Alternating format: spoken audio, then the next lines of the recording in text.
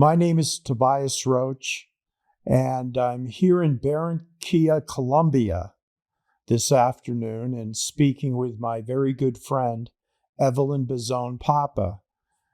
Evelyn and I have had a 30-year journey together on aspects in the criminal justice system, and I think you'll find it fascinating in the way that we've intertwined with each other over the years, and starting in the beginning and a result that helped everyone in the system and also us personally.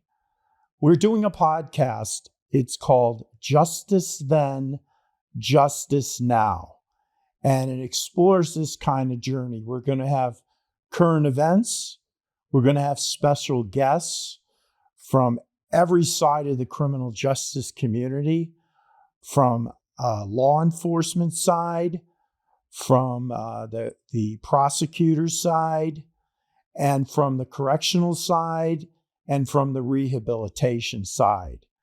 So thank you for tuning into this podcast, and I'm going to wish Evelyn the best, and she can tell you a little bit about herself. I'm Evelyn Cecilia Bozon Pappa. Was for 26 years, 3 months in prison. And the more important right now is to explain to you how's doing my time in prison, because we can learn inside the institutions too. We have different departments inside the institutions, to especially education department, and we can study several things, several careers. And psychology department is very important to us to learn through them. And well, I came actually 35 years old in prison. I learned a lot of things over there, The first thing we're supposed to be honest. When we commit some felonies, we're supposed to put everything out and don't cover nothing wrong, because we can, because everything, the truth is be out. It's better for us when we committed some felonies, and especially in the United States, because we learn through that when we came to prison. But at the same time, we learn inside the institutions through that with the officers, how our behavior is more important. Behaviors, clear conduct, keep clear conduct all the time, because that's very important. And we later, they check everything, especially when we respect our officers. This is a BOP officers, and we respect them, and we keep real contact with them, unit managers, case managers, counselors, the officers. We have the medicals. That department is not easy, but they take care of us too. They give it to us, the medicines, every month, every time when we need. I go to the hospital several times with them, and they take care of me in the hospital too. Several times, a lot of times I'm going to the hospital because I'm feel inside the institution. I feel the stroke. I have some cancer cells, and they take care of me in that part. Sometimes was not easy because we miss our family around that when we have that situation. And we miss our family, especially when you have pain, you have some kind of pain, and the families, embrace you. But we have good family and friends inside the institution, even the inmates. We are like a family inside because we take care of each other when we are sick, when we have some problems. When somebody in the family died, we can support each other's, encourage. And I was so it's not, for me, it's not the time I'm lost. No, the 26 years, no, because I can help a lot of girls inside, and somebody help me too. And I'm be like a mentor with the other girls to teach them how they can be maintain clear conduct and learn, going to the school, encourage them all the time. That's the more important to us inside. And when we respect the officers, they respect us. And when you're doing the right things inside the institution, they respect us. When you try to doing the best thing, even when you have your time completely, they help us too. The chaplains help us a lot because they try to put us in the right way. They don't push us to believe in this or believe in that. No. They encourage us to keep our faith, keep our hope. That's very nice. Yeah, that's what I'm doing inside the institution too. And study.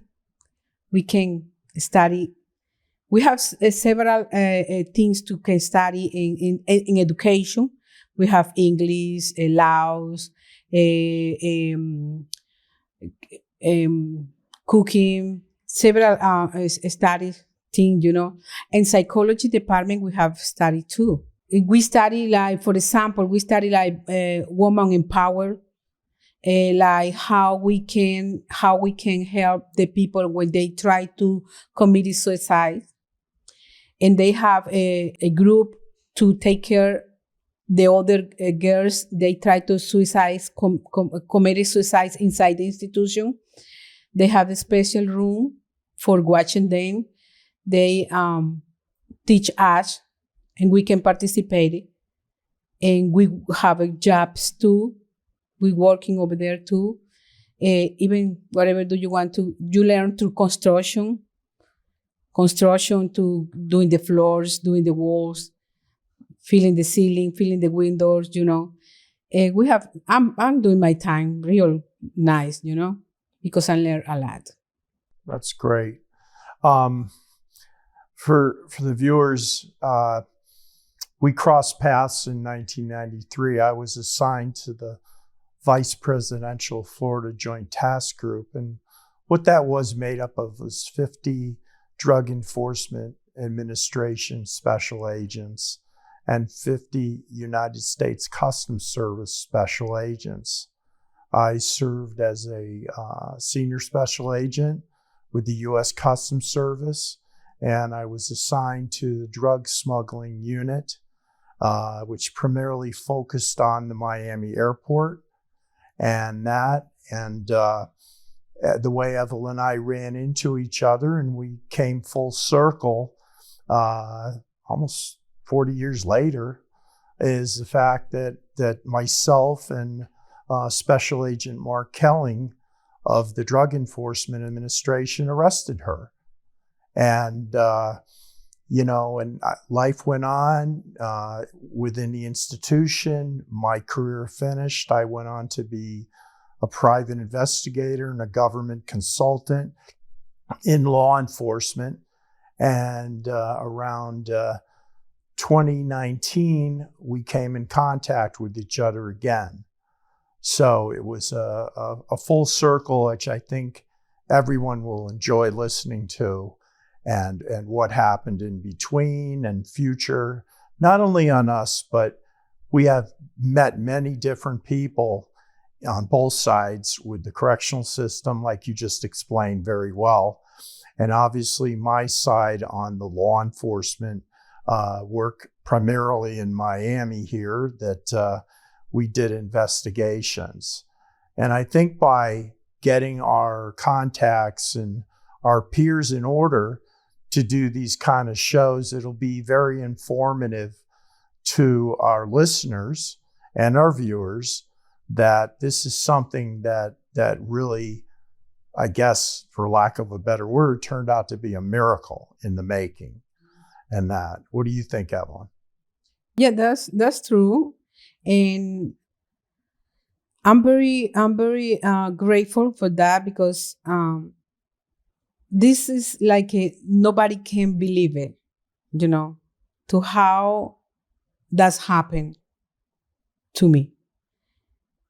It's because the people, they can judge everything, whatever they want. But when we know the truth, we feel grateful, and we feel like, oh my God, that's is real miracle. And even and we doing wrong things, we know we're supposed to pay for that.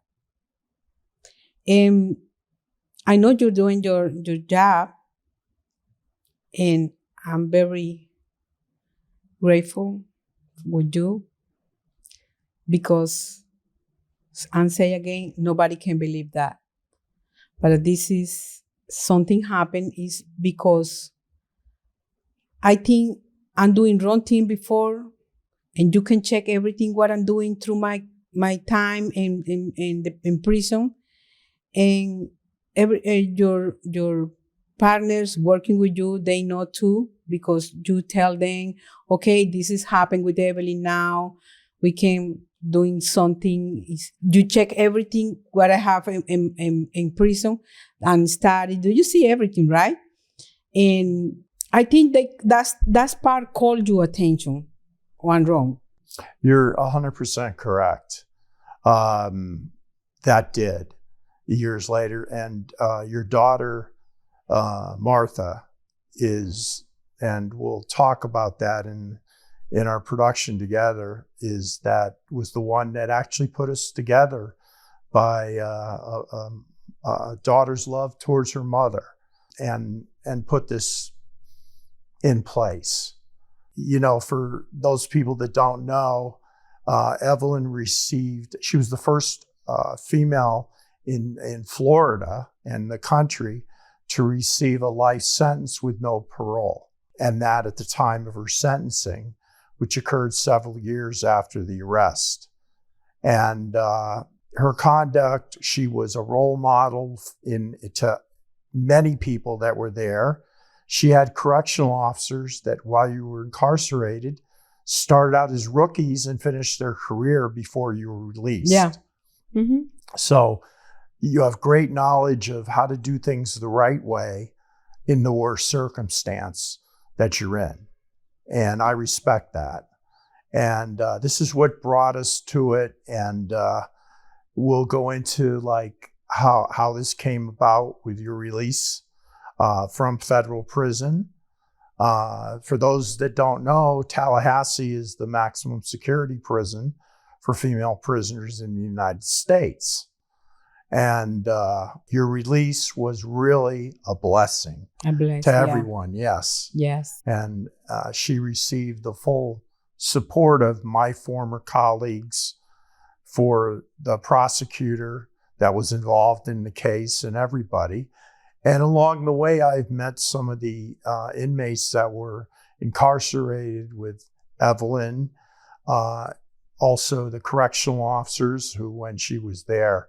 So as far as I was concerned, once I had talked to your daughter, this was a no-brainer that you had turned things around internally, and I'm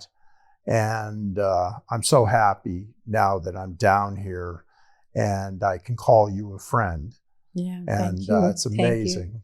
And yeah, me too. And that. So, what are your objectives now? What do you look forward to the rest of your life? Well, I'm still visit my families. I don't see them for a long time. You know, it's 26 years. Yeah, you met your grandchildren for the first time a couple years ago. Yeah, my grandchildren, because I don't know them.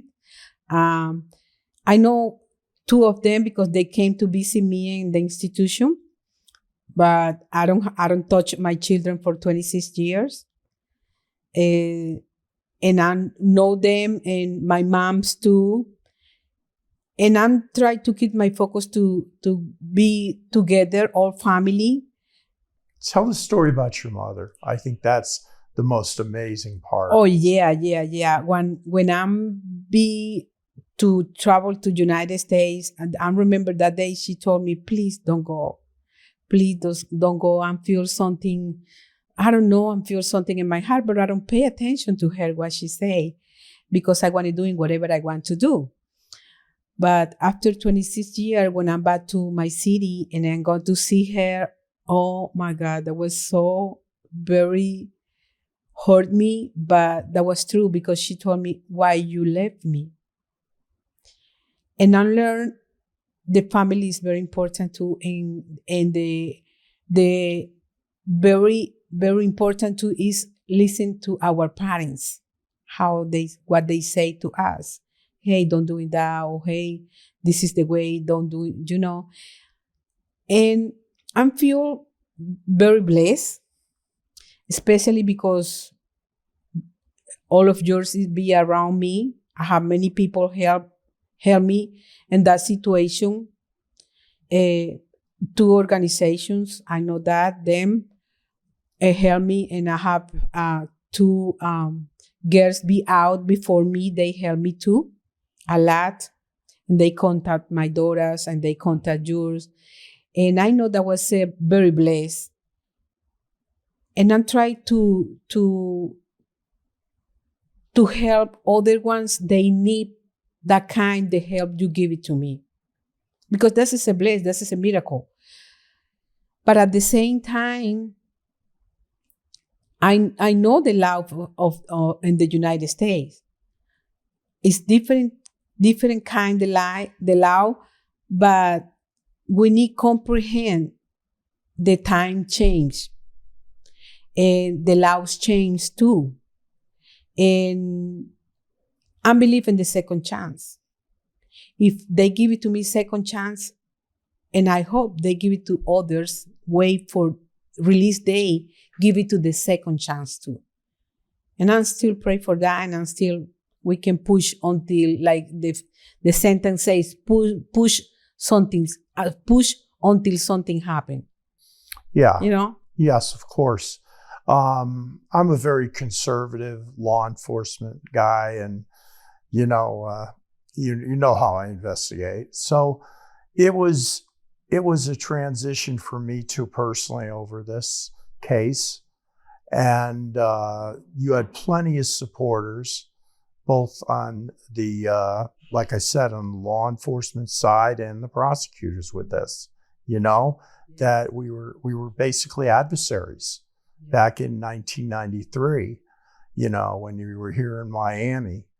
And I think it's a fascinating story for anybody to hear, not just because I'm involved, but just for everybody to hear it, what happened along the way and all that. And I think with the guests that we bring in, it'll shed light on the whole system, not just a certain portion, because everybody thinks of like Miami Vice or something like that. And what it was like, but it was a lot different. Where we lived in Miami, it was different. The whole system was different, and and it's just that I think that everyone will want to listen. And I can tell you, the guests I have, some of them have not been on podcasts, and they range from a lot of things and. As far as the cops, that's the easiest way to say it, and the dedicated personnel that you had helping inmates. I think some people don't realize what goes into that. You find that? Yeah, sure, and that's happen when we see inside the situation.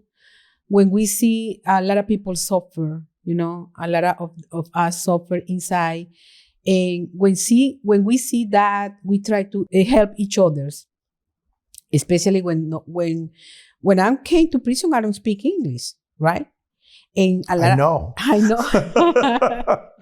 And I don't speak zero English, but I'm start to study English and education because I need to doing something by myself, to study the laws, to be comprehend what's going on and that situation. And a lot of things change right now. through that time right now is a lot of things change, especially when all the time we expect, this law came, this law changed, and they changed the rules, and they changed this, and the laws they changed, or this appeal came to apply in my case. We expect all the time. That's why we're supposed to be concerned to our cases, because if we learn what is the applied to us, we can help each other. We can help by ourselves inside the institution. But now I know after I'm be out, several of my friends be out. Is something happened? Something happened. The laws change. Yeah. We have a lot of laws, like especially like, compassionate release. The compassionate release is for us in the middle of the pandemic, help a lot of people. Help a lot of people. Yeah. I have other friends applied to the new laws came out like year ago, and they be out too. Second chance, Yeah. And criminal justice is changed a lot. Yeah. Well, the only thing, I had a big change too. I now have white hair when I had black hair when I met you, and a mustache. And I haven't learned Spanish yet. I think I'm a hopeless cause with that over the years. But you're correct. A lot of people have changed, and the attitude and all that. And hopefully we can convey to the audience on both sides of the criminal justice scale, and balanced on what happens with people and that. Now, I don't believe everybody can be reformed. There are people that, and so we're going to differ, because I think some people, their crimes are too heinous, or terrorism and things like that there is no possibility. But you're an example of how this changed. I mean, as far as my attitude towards it, and obviously everything else that we're going to discuss. Yeah, it's the what I think is when we realize, take the decision to change our conduct, our thoughts, what we are doing, how we respect to the authorities. Someone, they don't take decision to doing that because they don't want, or they feel like, I don't do nothing, or I'm doing something, but that's enough.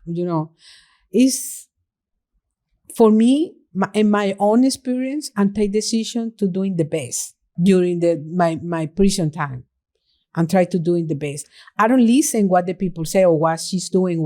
No. I'm doing what I'm supposed to do. Keep my faith, keep my hope, and first thing we pray. I'm pray all the time. I'm the woman pray, and this is like I'm take a decision to change, and I keep my hope. And I know something coming. Something coming is, we can see someone of them came out because they take the decision to change, and they take the decision to submit one appeal to apply in my case, because someone's they going to cross the arms and waiting for doing the time. And don't want to go to learn in the school. Right. They don't want to go to. I'm finished my GD in education. I know that, but I'm doing a lot of stuff. When you go to prison, correct me if I'm wrong. I worked as a deputy U.S. Marshal prior to my life with Customs. When you go to prison, you can take two paths. You can take the one to better yourself, or you can go into that cult within the prison, which accomplishes nothing and gets you in trouble. Am I right? No, you're right. You're right. That's true. Because we have several opportunity, even inside, to take the good decisions. And the officers encourage us to, doing this, doing that. What are you doing that? Because we have the different departments inside the institution. We have SIS. This is investigated. They I know who they investigated are. everything. Yes. If you're doing something wrong, they're going to go too deep to pull it out, the truth out, And we have departments like the unit managers help us with the legally papers, case managers too, the counselors. They help us to be in contact with our families. If we have problem in our family, they help us too.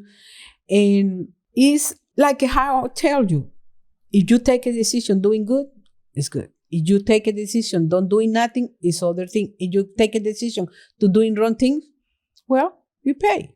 No, and like with law enforcement, this Florida Joint Task Group that we had, it was very unique to the entire law enforcement community back then, because the DEA agents were given border search authority, which means when someone came in with narcotics or money or that, we were able to follow them without search warrants until the product arrived at a certain place.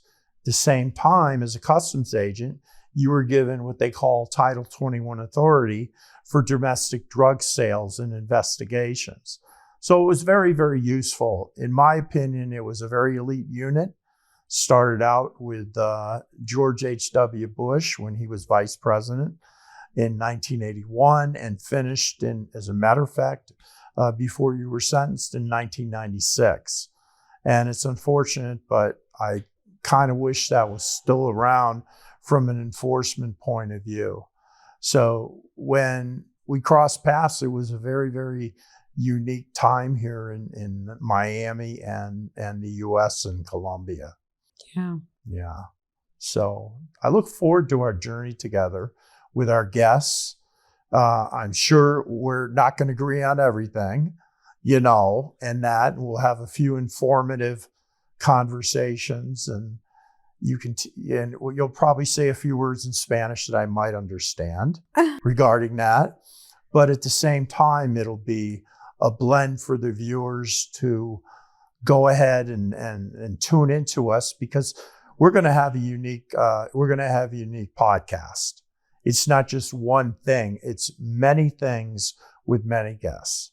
So I would encourage anybody to look forward to this. And also, we're in the process of doing a documentary together about this case.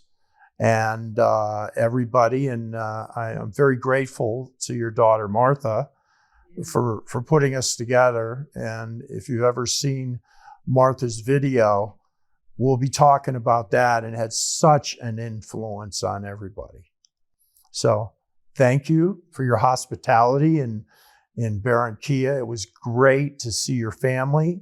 Thank and you. Everybody, and I appreciate that. Everybody's and I appreciate you take your time to fly to right here to Barranquilla to visit us. Everybody's successful, and you have a wonderful mother who will be turning 100 in a couple of months. Yeah, couple so months, that's 100 amazing years in old, itself. and she's waiting for me. I want to say something to the girls still be doing in prison. Please don't lose your hope. That's important. Yes. Don't lose your hope. The way coming. Don't be afraid. Even I know I have a lot of my friends, I call them my girls all the time. My girls, they are my girls, even if they older me or they very young, and I call them my girls. And I want to tell them, don't be afraid. I'm waiting for 26 years.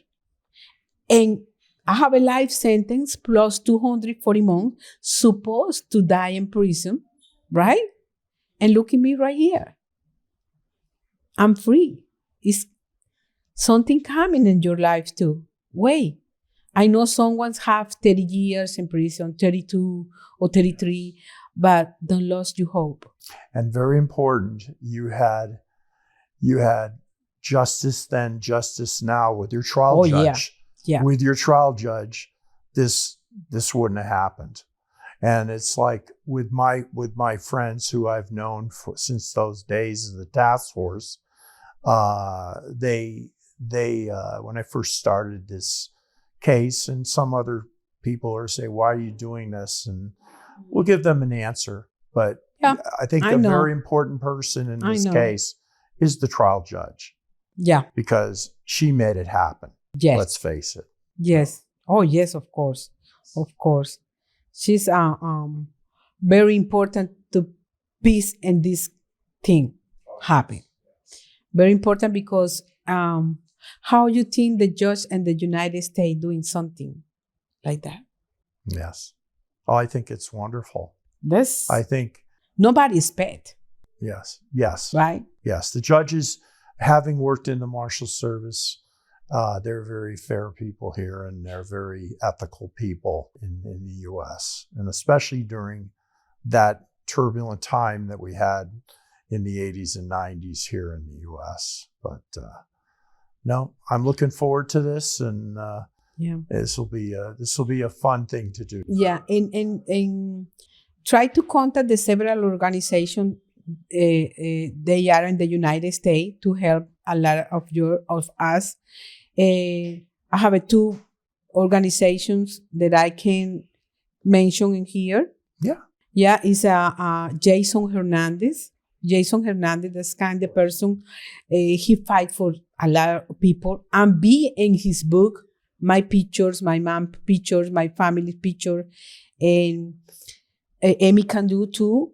They help a lot of girls too, especially the girls, but they fight, and they don't stop because they know what's going on when we are in prison.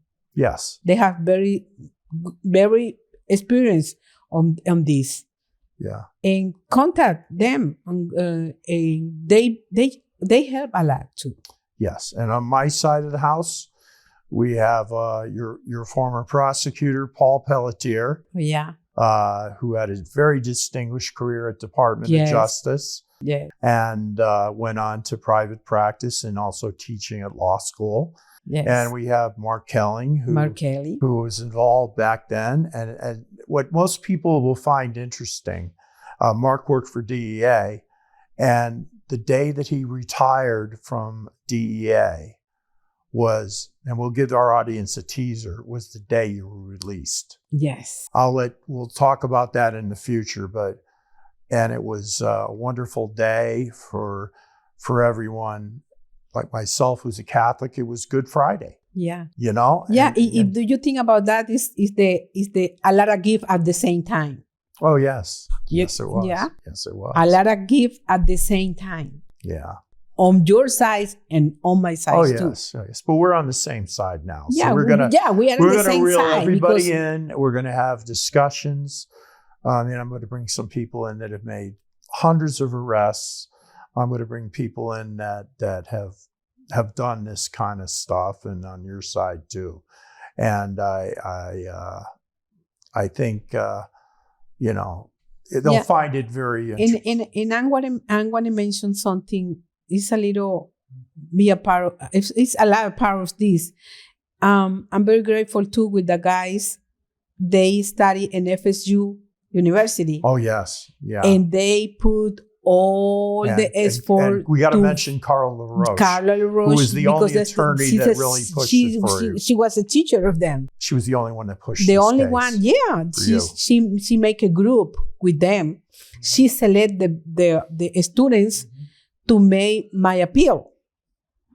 And that guys, oh my God, I know they are good lawyers. Honestly, lawyers. Yes. Because this is more important in this career. Honestly. Yes. And I hope so. And I hope so they're going to be good, because I'm praying for them too, and pray for Carla Roche. And I'm very grateful. And Lazaro Dominguez. And Lazaro Dominguez, he's doing a lot. Oh my God. Got you. Lazaro is like the piece of this thing. Like, I'm here and I move a lot of stuff too, you know. I feel that in with him. It's a lot of people work, but there's a lot. And I'm be grateful, especially with you. Yeah. Because you put all your effort. And I know one of your friends don't like that And some ones don't like that part. There are people that don't like that. Yeah, I there know. are people I know. on my side because they don't know the case. And as the case is told, people will listen and not have preconceptions to it. Preconception, And the same thing. And the same thing on your side. People know that that we were doing our job. Yeah. That was our job. Yeah. That's what we... Yeah, because I don't receive, I'm read a lot of message to say how you are doing that, how he's your friend right now when he put you in prison. Come on, the time changed. And we never know what is the end. Yes. We don't know. And that's why I think we both agreed to do this podcast and documentaries and things together, because it's going to convey to people exactly what real life is. Yeah. You know, not just how it works and how things change on a dime and then they go back to where they were if you work really hard. I know you work real hard. All of yours work hard. Oh, so did you. You were a model inmate for 26 years. Yeah, that's my good experience. Yeah. That's my good experience. And I'm so happy. And this is my big how I can say, my big satisfaction. They call me mom. Yeah. That's a big thing. Oh, I'm sure for it me. is. I'm sure it is. Yeah. 100%. Well, looking forward to our journey together, and I call it a journey because it's going to be, and presenting points of view and differences and all that, and letting people conclude from there. Yeah. Look forward to it. Thank you. Yes. Thanks, you. Evelyn. Thank you, everybody.